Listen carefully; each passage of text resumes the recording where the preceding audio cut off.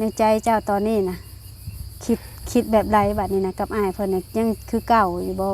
นี่ที่อ้ายเพิ่นโทรมาหาแต่ละเทื่อเลยคุยกันแต่ละเทื่อนะเว้ากันแบบถามเรื่องการเป็นอยู่เลยโหดเป็นห่วงเป็นใยอยู่บ่อุทัยความในใจเจ้าตอนนี้ความคิดเจ้าตอนนี้ก็คิดฮอดคิดถึงเพิ่นอยู่บ่เพิ่นอยู่ทางไกลหากเป็นนี่ได้ใส่ละคือว่าทาง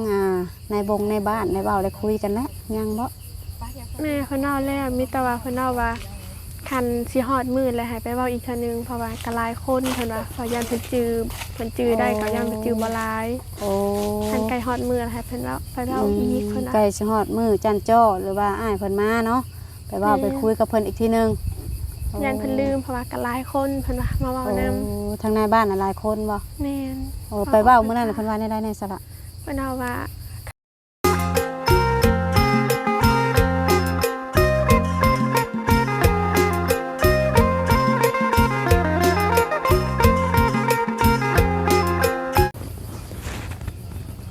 โดยกับทักทายสบายดีส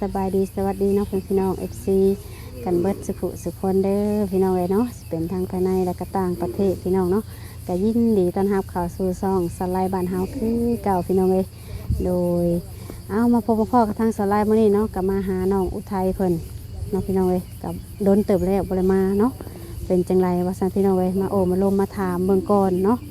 โดยเพราะว่าอ้ายเพิ่นก็อยู่ทางไกลพี่น้องเลยเนาะก็แม่นอยู่ที่ว่าอ้ายเพิ่นได้โอ้ได้ลงกับทางน้องเพิ่นเป็นการส่วนตัวเนาะแต่ก็คือว่าได้อ้ายเพิ่นอยู่ทางไกลเนาะเฮาก็คอยแบบว่าโดนมาที่เนาะพี่น้องเอ้ยก็มาถ่ายถาม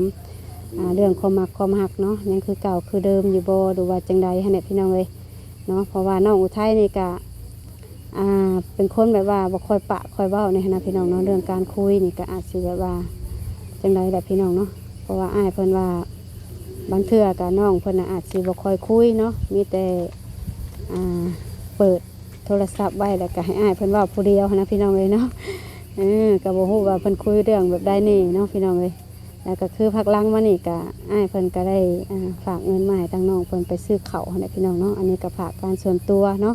เพิ่นก็บ่ได้ผ่านทางสาวไร่พี่น้องเอ้ยเนาะก็เล็กๆน้อยๆนะพี่น้องเอ้ยเพิ่นก็ผ่านทางน้องอุทัยโดยตรงเนาะก็คือให้น้องเพิ่นไปซื้อข้าวมากินเนาะพี่น้องเอ้ย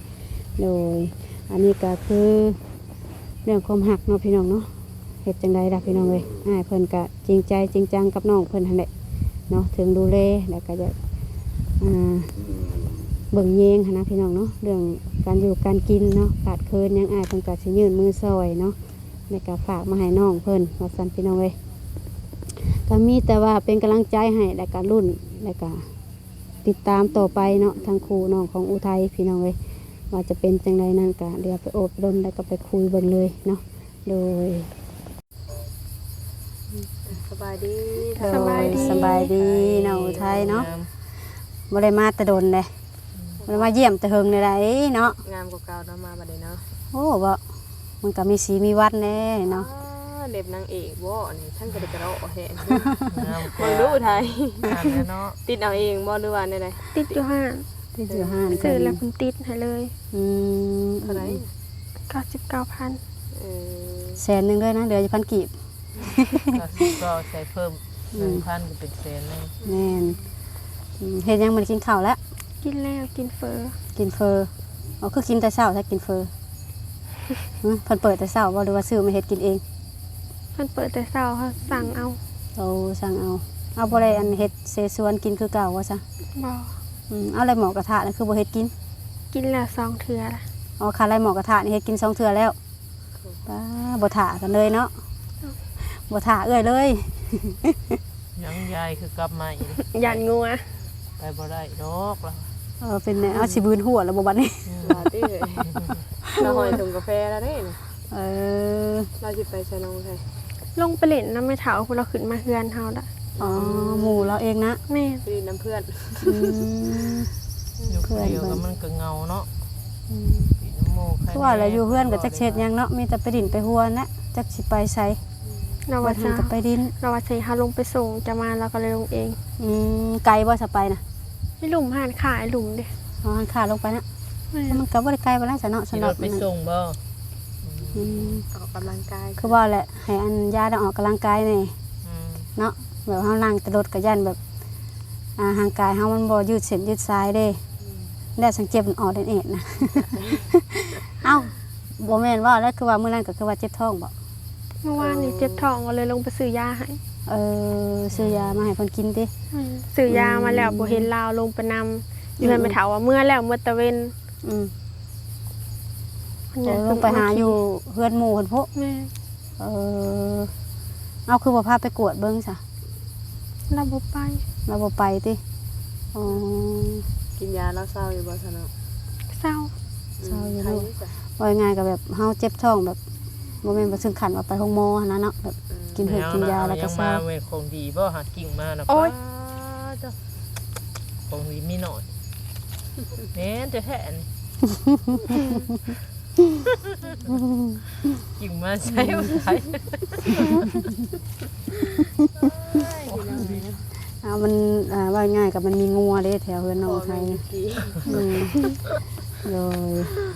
ย แล้วมันก็เป็นด้วง อืม เห็นบ่ เราไปเก็บกินแล้ว เฮาขุดเลยเฮาขุดจิหลอเนาะถือหูมัน อืม เห็นมันเป็นด้วง บ่อันที่ว่าอันมันปั่นดินนี้ อืม มันเขี่ยไม้ใช้ถอยหลังมาจักจ้า ว่าอย่างว่าสาวนวลเลย พอดีคำหนึ่งเลยได้ ว่าเอาพี่น้องมาหาน้องอุทัยสาวนวลกะมาเว้าเรื่องนี้แต่บัดนี้ เป็นแรงกระตุ้นนะ อืมโดยเนาะน้องว่าง่ายก็ว่าให้น้องเพิ่นหัวเด้เนาะพี่น้องเอ้ยหากระเฮ็ดกิน2เทื่อที่อันขาไล่หมอกระทะ แม่น เป็นนี่ได้คักอยู่บ่ โดย สดต้านนะ แม่นได้กินแบบฮ้อนตลอดแล้วบัดนี้เนาะ โดย โอ้โดยพี่น้องกินเมดบ่เฮ็ดแต่ละเทื่อกะ เฮ็ดพอแต่ว่ากินเบิด มื้อนี้ได้กะว่าสิเฮ็ดอยู่บ่เอ่ยมาได้ได้มื้อนี้ เอาป้ามากินไก่มากินไก่ แท้ เฮ็ดอุทัย เห็นอะไรมันไม่เป็นไรให้เรานะ มันนะเฮาพยายามมันครบ เอาขบไก่เป็นๆเลยนี่ หลักฐานของแท้เลย เอาบ่ได้แม่นมาจ้ะบ่ เวิร์นบอกเราในสละไก่เราบอก จักไก่ไผแหละ ใหญ่น้อย เอาข่อยคิดว่ามาจ้ะบ่แม่นนะสนนางเนาะ มาเฮาออกแต่รถแล้วมันเป็นแบบนี้ โอ้ ตัวดำนะเฮาออกนะ เปลี่ยนแล้ว เอากระโตกมาใส่ยังพอได้นั่นใครกลัวได้ แม่นพอได้มาใส่ย่อผ้าขาวผ้าน้ำเนาะเอาพี่น้องกำลังเข้าลายเข้าเค็มตกใจสาวนวลพี่น้อง มาให้เนี่ยนะ พอมาเฮามันกินไก่เฮาออก เพราะว่าป้าไว้ก็ยันแบบว่าเสียเงินเสียคำเนาะเสียค่าไก่ค่ากาเพิ่นเฮาก็ยังคนยังบ่มีอยู่พี่น้องเอ้ย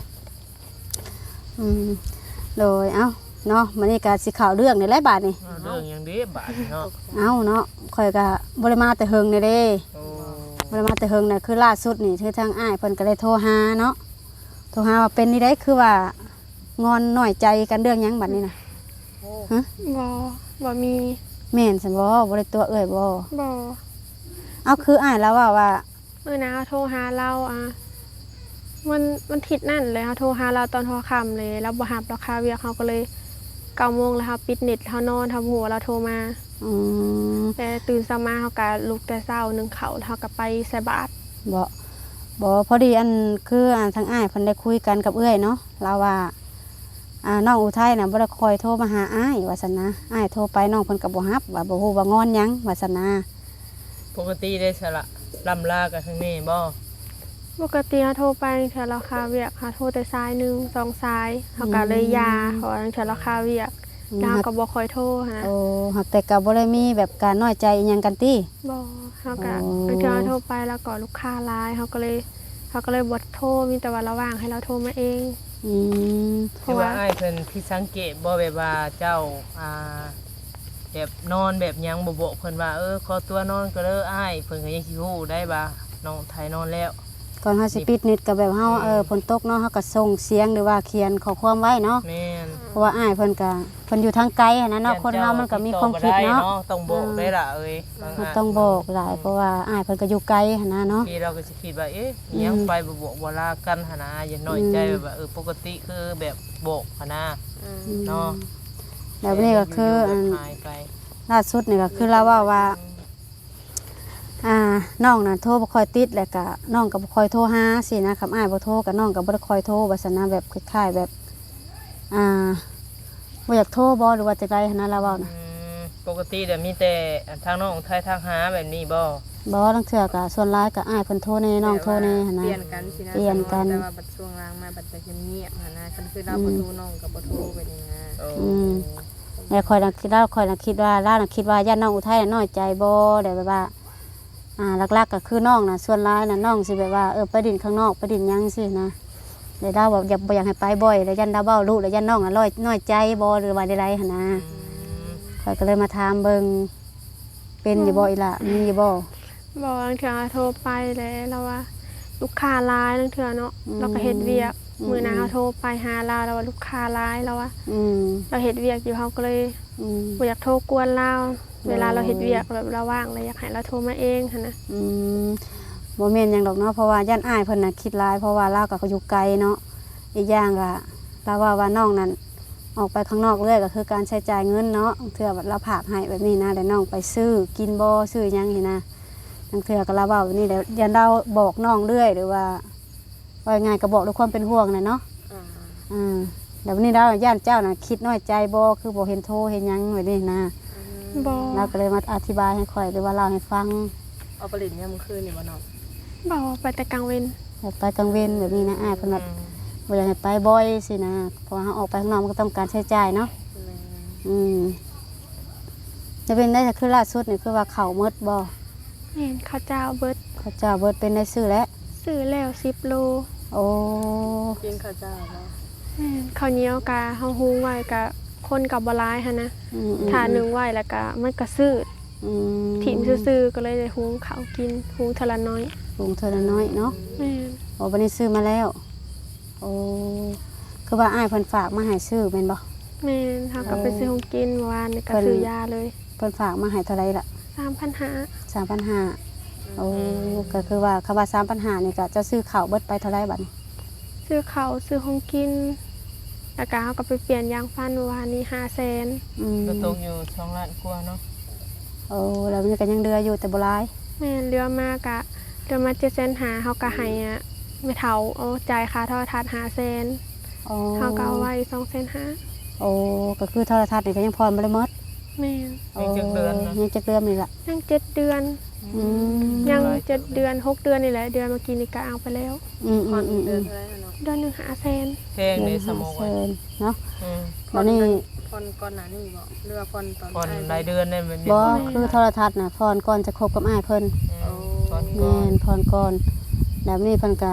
คือว่าแหละก็ใช้จ่ายน้องก็หลายเนาะแล้ววันนี้ก็ทางอ้ายเพิ่นก็ฝากให้เรื่อยอยู่เนาะอีหล่ะเนาะแต่ก็คือว่าแหละการใช้จ่ายน้องบัดหลายหันนะ จักปีก็โทรทัศน์จะละบางดาวนะ จักปีนะ ปีหนึ่งกับ5 เดือน อันนี้เจ้าคูณ ปี เบิ่ง ป บั ลา ด ย นี่เดือนหนึง500,000ตกเท่าไหร่ มันก็หลายเติบเนาะ โอ้ทางที่ดีซื้อสดยังดีกว่า ซื้อสดมันสิถือกว่าเนาะ บัดนี้เนาะ แม่ไล่เรามาเราก็เลยดาวเอา โอ้แม่เป็นคนดาว แม่ที่จริงดาวก็บ่อยากดาวดอก แล้วเราอันโอนมาให้อยู่บ่สังเงิน ก็โอนมาก็เราก็บอกข่อยโอนมาแม่โดนโอนเถื่อ โดนโอนเทื่อ สั่งภาระไว้ให้ ภาระเพิ่มบ่ได้ ว่าง่ายๆก็คือน้องเพิ่นนี่คำว่าบ่มีแบบการแบบว่ามีอ้ายที่เพิ่นที่น้องคบอยู่ในตอนนี้เนาะถ้ามีอ้ายเพิ่นนี่เจ้าคิดว่าอนาคตเจ้าจะเป็นเวลาคือเครื่องในเฮือนในซานมีแต่แนวดาวสิโดดอยู่บ่ นั่งเถื่อตอนบ่มีอ้ายแล้วเขามาก็มีแต่ดาบาวเราจ่ายเด้ อืม เราจ่ายให้แต่เดี๋ยวนี้ก็นั่งเถื่อเฮาก็จ่าย บัดนี้เงินเดือนนะบ่าวก็พอแต่ซ้ำนั้นเนาะ แม่ จักอันใดสิกินจักอันใดสิอยู่พี่น้องเอ้ยบัดดาวโทรทัศน์โทรทัศน์นี่ค่าฟืนค่าไฟแม่นบ่ นั่งเถื่อบัดมื้อนะเฮาก็มีก็700,000เพิ่นมาเก็บกระทันหันเฮาก็ให้ อืม เพิ่นมาแบบบ่ได้บอกนะเถื่อเพิ่นก็โทรหาเฮาก่อน อืม เถื่อเพิ่นก็บ่ได้โทร เนาะอืมแล้ววันนี้ก็คือหลังจากที่ว่าได้ฮู้กับอ้ายเพิ่นนี่อ้ายเพิ่นก็ซอยเรือมาก็ถือว่าหลายอยู่เด้อพี่น้องเนาะก็ถือว่าแบ่งเบาภาระครอบครัวน้องอีก เพิ่นโอนให้ ครึ่งหนึงผู้ใดเนาะ ซอยตลอด ถือว่าซอยตลอดพี่น้องเอ้ย เดือนนี้เพิ่นยังบ่ได้มาเก็บบ่ฮู้ว่าเพิ่นสิมาเก็บมื้อใด อืม ก็เลยเอาไว้ให้นำไม่เฒ่า ก็คือเก็บไว้ก่อนเงินน่ะเนาะ แม่น โดยพี่น้องเอ้ย บางเทื่อเพิ่นมาก็บ่ตรงเดือนเทื่อก็20ปลาย10ปลายพุ่นละ อ๋อ เพื่อเพิ่นไปเก็บบ่อนอื่นนำ มาแล้วก็แล้วแต่เพิ่นสะดวก แม่น แบบนี้เอ้ยสิถามเนาะแม่เนาะตอนนี้ในใจเจ้าตอนนี้นะคิ คิดแบบไรบัดนี้นะกับอ้ายเพิ่นเนี่ยยังคือเก่าอยู่บ่ แม่นยังคือเก่า ยังคือเก่าเนาะ โดย บ่ได้แบบว่าสิปบสิหนีที่สมมุติว่าบัดอ้ายเพิ่นมา บ่ เพราะว่าเวลามันก็ยังอีกบ่เฮิงในได้นางเลย โดย เนาะเพ บ่ ราะ ได้ ว่า เพียงในบายที่เนาะ ยังอยู่เดือนปลาย เดือน12เนาะนางเนาะ แม่นเดือนปลาย นี่อีกเดือนปลายเนาะ แม่น หากแต่ว่าช่วงนี้ก็คืออ้ายเพิ่นน่ะตั้งใจทำงานคือว่าเพิ่นก็มีการใช้จ่ายหลายเนาะอุทัยไอ้น้องเพิ่นก็เข้าใจนะเพราะว่าอีกวันที่28 29เนี่ยคือสิโอนเงินมาก็คือสิไปผ่อนรถทันเด้ อย่างนี้ก็บัดฮอดเดือนอ้ายเพิ่นสิมานี่ก็อ้ายเพิ่นก็สิตั้งใจเฮ็ดงานแล้วก็เก็บเงินไว้นะเพื่อสิได้กลับมาหาน้องอุทัยนี่แหละแล้ววันนี้คือเฮาทางถามนี่ก็คืออ้ายเพิ่นอยู่ทางไกลเนาะเฮาก็เป็นหูเป็นตาอ้ายเพิ่นก็เลยโดนมาถามที่แบบนี้นะสมก ถามข่าวให้ แม่นถามข่าวให้ เพราะว่าแม่นอยู่บ้านน้องเพิ่นคุยกันส่วนตัวกันเนาะมันก็บ่คือแบบเฮามาถามอีกทีนึงได้แม่นบ่ จะ มันก็สิเป็นอีกแบบหนึงเด้เนาะอุทัย เราก็กล้าถามเนาะโดย แม่ ตรง นที่อ้ายเราก็อาจสิบ่กล้าถามโดยตรง ใจน้องเพิ่น อันนี้แม่นบ่ทราบที่ว่าอ้ายอันนี้เอื้อยจะขอเว้าหน้าไม้เนาะคืออ้ายเพิ่นว่าโทรหาเจ้าลังเทื่อก็เปิดโทรศัพท์ไว้ให้เห็นแตหน้าแต่บ่ได้ปากบ่ได้หยังนำอ้ายเพิ่นให้อ้ายเพิ่นเว้าอยู่ผู้เดียวแบบนี้นะ แม่น ฮะ แค่เก่าน้ำลาว ส่วนหลายบ่ได้ค่อยเว้าบ่ แม่นบ่ได้ค่อยเว้านำ คือว่าป้ายอ้ายเพิ่นเว้าผู้เดียวแล้วล่ะมันเว้าเป็นบ่เว้าผู้เดียว เอาเนาะคนเฮาฮักมักกันมันก็ต้องเจ้าคุยแล้วก็ขอคุยเนาะถามเรื่องการเป็นอยู่เนาะ หรือว่าเพิ่นโทรมาแหละแบบ นั่น หลา แค่ ยชั่วโมงบ่หรืออะไร อ๋อมาโทรมากะบ่ได้โดนเราลมแบบนั้นนี่ถามว่ากินข้าวแล้วบ่ อืม เฮาก็ถามแล้วว่าเรากินข้าวแล้วบ่แล้วเราก็ว่างมันเที่ยงคืนแล้วเราก็โทรมาเล่นน้ำหน่อยหนึงแล้วก็วางไปนอน คือเมื่อกี้นี่เรา อ้าย ก็โทร เพิ่น มา น่ะการพักผ่อนเวลามีน้อยนะเพราะว่าอ้ายเพิ่นจะใช้ใจตั้งใจทำงานเก็บเงินแบบนี้นะสมุก ได้นอนชั่วคราวเนาะ แต่ปกตินะวันอาทิตย์อ้ายเพิ่นสิหยุดงานแล้ววันนี้อ้ายเพิ่นเฮ็ดงานตลอดได้วันอาทิตย์ก็บ่ค่อยหยุดบัดนี้นะเพราะว่าอ้ายเพิ่นจะตั้งใจเก็บเงินเพื่อแบบว่าจะมาหาน้องอุทัยแบบเฮ็ดเรื่องนี่แหละการตกแต่งกันนี่แหละสมกเลย เมื่อวานนี้เฮาโทรไปแล้วก็ว่า อืม เฮ็ดเวียกลูกค้าหลายเฮาก็เลยแบบบ่อยากโทรกวนเราปานใด โอ้ เพราะว่าวันเสาร์วันอาทิตย์ลูกค้าสิหลาย คือเพิ่นมานี่เพิ่นสิแบบหมั่นไว้เลยบ่สลาย แม่นก็คือเพิ่นมาเนี่ยเพิ่นก็ว่าสิมันได้ก่อนเนาะไทยเนาะแล้วก็แบบมีเงินมีหยังแล้วก็สังคอยแต่งกันอีกทีนึงแบบนี้นะหากแต่ว่ามาบ้านน้องอุทัยนี่ก็สิแบบมันแล้วก็แต่งผู้แค้นน้อยเด้อแบบนี้นะคำอยากจัดให้มันเป็นวิธีวิธานแบบดูรายดีก็อายเพิ่นมาให้ข้ามไปจัดอยู่มุกละหารแบบนี้นะเพราะว่าอยู่บ้านเฮามันก็สิจัดแบบคลึกคึกนอนมันก็คือว่าแล้วอายเพิ่นก็เป็นคนแบบบ้านอื่นเมืองไกลเนาะเฮาก็บัดมันการใช้จ่ายมันสิได้เสียรายเด้ ก็คือบ้านเฮาแหละเนาะ แม่ แบบว่า แม่ เล็กๆน้อยๆพอแล้วเป็นฮีเป็นคองหั่นแหละ แล้ววันนี้ที่อ้ายเพิ่นโทรมาหาแต่ละเทื่อเลย คุยกันแต่ละเทื่อนะเว้ากันแบบถามเรื่องการเป็นอยู่เลยโหดเป็นห่วงเป็นใยอยู่บ่อุทัย โดยถามได้กินข้าวกินน้ำและ เออ ข้าวแล้วบ่ อืม ถามกันแบบปกติแล้วก็ โดย ว่างถามบ่ได้โดน เอาดีๆได้บัดนี้เนาะ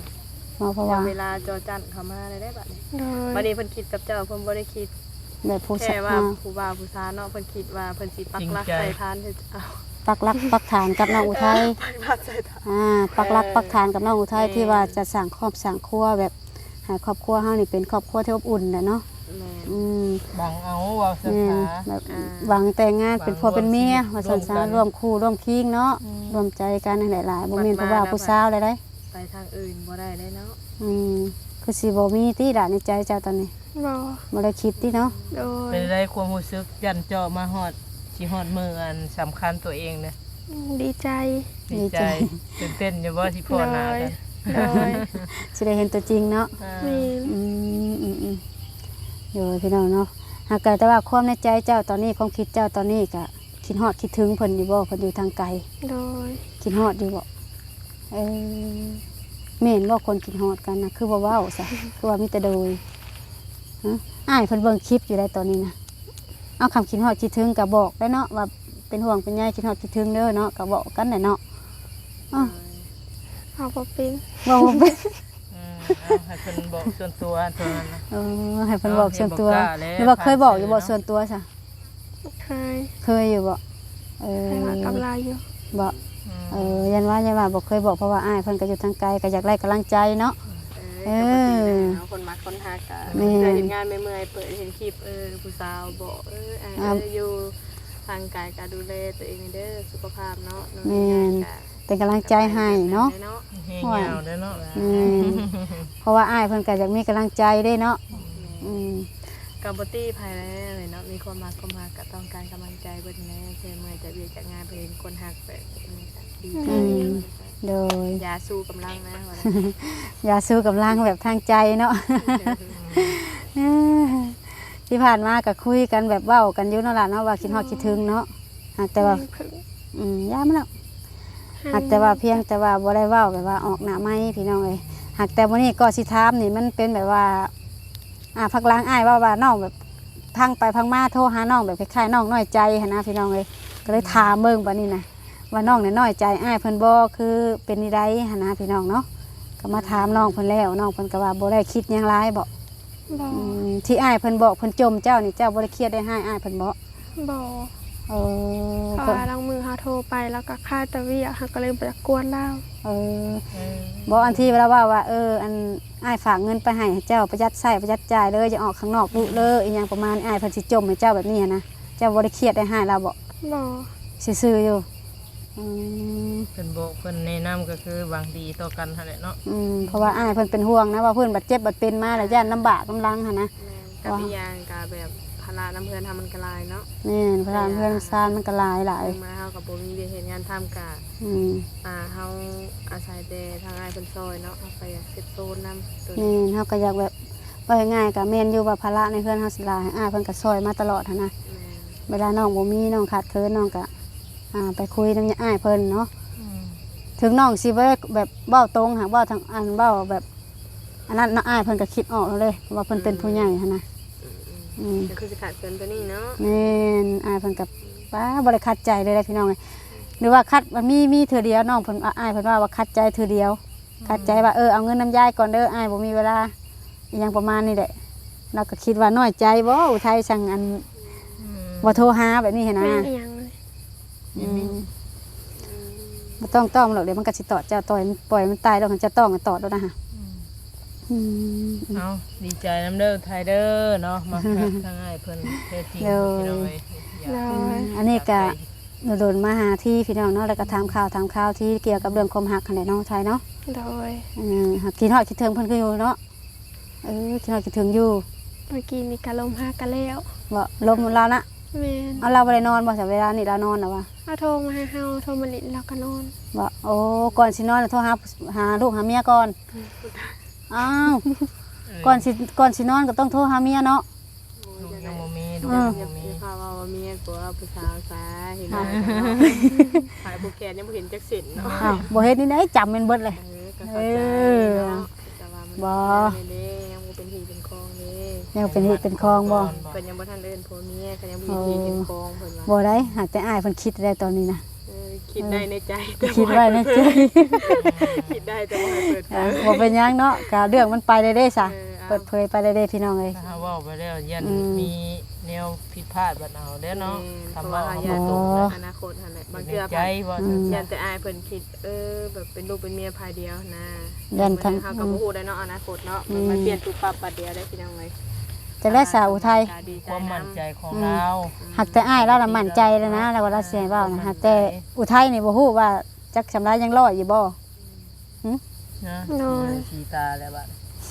สิได้นั่นแหละบาดนี่ ยังรออยู่ติ บาดนี่ โดย เป็นที่ได้เลยนี่ฮะคือสิให้ได้บัดนี้เว้าเรื่องอ้ายเพิ่นสิให้หรือสิหัวบัดนี้ คันตา เอาจังไรทั้งเลยก็สิได้จบคลิปบ่ได้ล่ะเด้อ โอเคเนาะพี่น้องเนาะก็ถือว่าโอ้ลงกับน้องเพิ่นก็หลายนาทีอยู่พอสมควรเนาะถามเรื่องอนาคตน้อยด่าเนาะ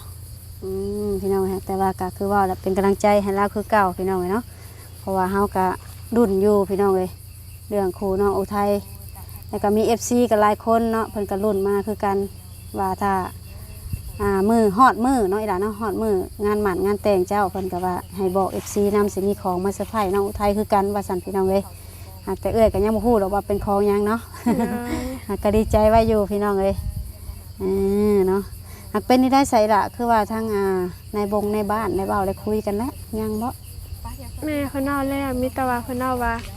คันสิฮอดมื้อแล้วให้ไปเว้าอีกเทื่อนึงเพราะว่าก็หลายคนเพิ่นว่าเพราะย่านเพิ่นจื้อได้ก็ย่านเพิ่นจื้อบ่หลาย โอ้ คันใกล้ฮอดมื้อแล้วให้เพิ่นเว้าไปเว้าอีกเพิ่นว่า ใกล้สิฮอดมือจันจ้อหรือว่าอ้ายเพิ่นมาเนาะไปเว้าไปคุยกับเพิ่นอีกทีนึง ย่านเพิ่นลืมเพราะว่าก็หลายคนเพิ่นว่ามาเว้า โอ้ นำ ทางในบ้านน่ะหลายคนบ่ แม่น โอ้ไปเว้ามื้อนั้นน่ะเพิ่นว่าได้ในสระ เพิ่นเว้าว่าคันใกล้สิฮอดมื้อแล้วจังมาเว้านำใหม่เด้อเพิ่นว่าจะลืม เพราะว่าไผก็มาบอกหลายคน โอ้มีไผเนี่ยไปบอกแบบคือคนลาวคือกันบ่ แม่นกับคนแถวบ้านนี่แหละเพราะว่าก็หลายคนหันนะออกพรรษา เดี๋ยวบัดนี้คือยายไปบอกไปเว้ากับเพิ่นน่ะคือเพิ่นเว้าแบบได้แบบสิมีคนไทยมาหาแบบนี้บ่ แม่นก็เพิ่นไม่ถามคนนะคนลาวอีสานคนอีสานนั่นแหละสิมาหั่นน่ะเพิ่นว่าฮอดมื้อแล้วจังมาเว้านำอีกเทื่อนึงหั่นน่ะ เนาะหากแต่คือว่าแล้วมันหลายคนเนาะทางในบ้านก็อาจจะแบบว่าผู้หนึงเข้าใจผู้หนึงบ่เข้าใจก็มีเนาะ แม่น โดยบ่เป็นหยังเนาะมีแต่ว่าเรารุ่นไปพี่น้องเรื่องในบ้านในหยังก็เฮาก็โอ้ลมคุยกันแล้วหากแต่ว่าทางญาติไปคุยเนาะ แม่ หาก น แต่สาวไล่บ่ได้ไปพี่น้องเอ้ย